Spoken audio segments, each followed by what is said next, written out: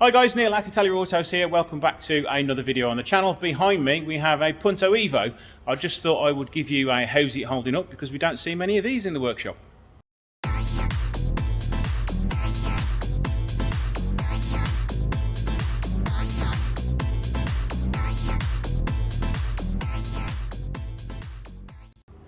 So this is the 135 brake horsepower Punto Evo Sporting. I've always been a fan of the Punto Sportings ever since my first car was an R plate, which was 1996 Punto Sporting. So I've always been a great fan of these. So let's have a look around it and see what it needs doing to it. Oh, immediately I can see cracking on the tyres, so the tyres have aged. I am aware that this car has been standing around for about 2-3 years.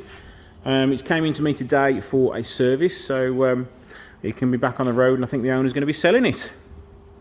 Wing mirror covers have faded a little bit. It's got the wind deflectors fitted. Again, we've got cracking tyres on the rear there. I'd imagine all four need replacing if it's been standing for 2-3 years. Bodywork, you know, it's a great car, to be honest. It looks pretty good. Rear Fiat badge is faded.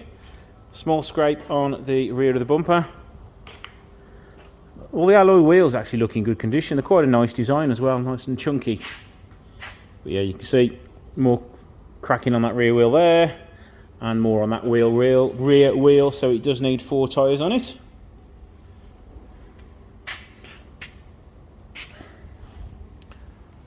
Typical sun fade and damage there caused by the plastic wrap shrinking. We've got all the service history that comes with it. So the interiors, you know, it's quite nice. It's got sort of sporty bucket seats. Dashboard looks pretty good. Nice soft touch materials on there. Right, onto the driver's seat. I mean, you'll probably recognise half the things from in here, especially the centre console down there, because they are from a Mito, or should I say the Mito nicked these. Engine starts great. It's only covered, what, 70,000 miles? 70,749. Engine is nice and sweet. We've got 0 warning lights on the dashboard. We've got this little thing on the dashboard there where you can stick a sat-nav. So there you go, nothing more you could really ask for on the interior of one of these Mitos. They hold up really well. They're really sort of undervalued car, just like the Alfa Romeo Mito is. So let's get it on the ramp now and see what it's like underneath. The car definitely looks like it's had some paintwork done to it, because we've got a reaction going on the front here.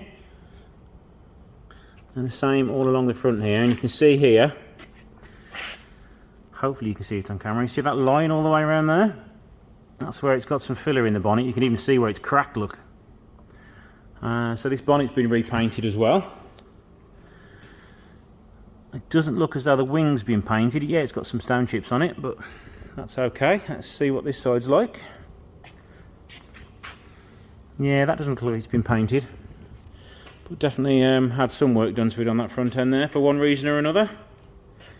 You can even kind of see, is it my imagination or is there a line across there? So I think possibly maybe this has had a smart repair. It doesn't feel like there's a dent there. So yeah, something's gone on there anyway. So you can see under the bonnet, this is the Fiat multi-air turbo, which is exactly the same as the Mito multi-air unit, just with a different cover on the centre there. Exactly the same as the Mito under the bonnet. Everything's in exactly the same place. It even uses the same front slam panel and airbox and everything. It's exactly the same. And one of the other common problems which has happened to it is with the heat, and it expands and it wears out the intake pipe. So somebody's put some tape around it to keep it in position. So that would want replacing.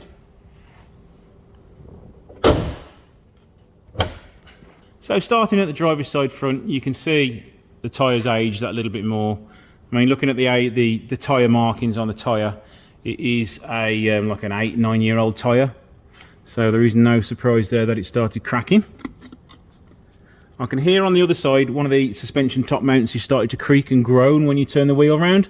This side sounds okay, but more than likely the other side's gone, so this side's not going to be far behind it. So it wants 2 suspension top mounts. Not much to see on the rear arches because of the big line there. We will have a look more when it's further in the air. Brakes wise, yes, they are a little bit corroded and pitted just for the fact it's been standing for so long, but they should clear up. The pads themselves have got plenty of tread left on them. I think this tyre is the one which hasn't fared the best with all the cracking on the back of that. I mean, they are Bridgestone Potenzas as well, so they are decent tyres.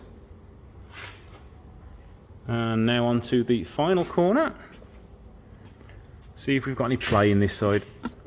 No, can't feel any play in it, but definitely the suspension mount is making lots of noise. But it's, you know, it's all clean and tidy underneath every single arch. There's no rust or anything like that. Onto the rear. Exhaust is taking a little bit of a hammering when it comes to rust. That won't be lasting much longer. I'll give that sort of 12-18 months maximum. Rear subframe, again, they all start to rust a little bit, but the big solid pieces of kit, so we shouldn't have any problems with that for many years. Rear shockers, can't see any leaking on those. All good. Underneath you have lots of plastic hiding everything, so it should be all clear and relatively rust free. A few hangers and stuff which are starting to rust, but that's okay, it normally happens. A little bit of rust coming through there. We are talking the minutest amount, so you know, you shouldn't really suffer with rust problems on these. You don't really suffer with rust problems on the Mitos either, apart from the front subframes. But as this one has the same subframe, there's a little bit of rust on it, but you know, it's nothing to worry about at all. Front brakes are all corroded as well. I'd probably say these front ones want changing. The rears you can probably get away with, but the fronts definitely want changing. And again, it's got the engine under tray on, so I can't really say much about that. And again, more corrosion on those front brakes there. So there we go, that is this Punto Evo. It is quite a rare model being a sporting, so you won't see many of those around. So it's in fairly good condition, as you can see, and it's definitely a worthwhile alternative to a Mito, as these are coming out quite a bit cheaper to buy and insure as well, and they're relatively cheap to maintain. So this one is a pretty good one. So thank you guys for watching. If you have any comments, please leave them below. Don't forget to give that video a like and give me a subscribe. Thanks for watching. See you again.